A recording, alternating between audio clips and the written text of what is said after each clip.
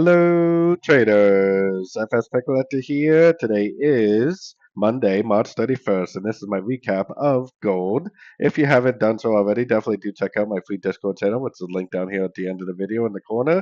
And don't forget to take a look at my website, fxpipcollector.com, to gain access to all these benefits listed below and more.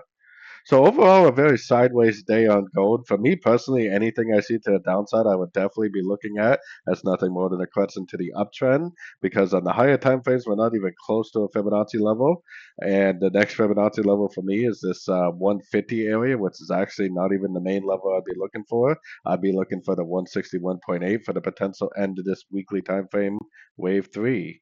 So we still don't really have the end of a trend. So definitely still very bullish. Anytime I see a pullback, I would throw my Fibonacci retracement on the last impulsive move up, and I would definitely be looking at all moves to the downside as possibly just another opportunity to go long. I mean, it already kind of made three ways down. We already got a Fib bounce. I would not be surprised whatsoever if it does go up, heading up towards that next Fibonacci area, which will probably be the next area of resistance. Whether or not it goes up or not, I don't know. It could turn into a more complex correction and end up doing something like this. But I do know if you do see a nice Fibonacci retracement bounce, you definitely want to continue to look for longs for the continuation of this wave three uptrend. Definitely the trend is your friend in this opportunity. So anyways, don't forget to join my free Discord channel. And as always, thank you for watching and happy trading.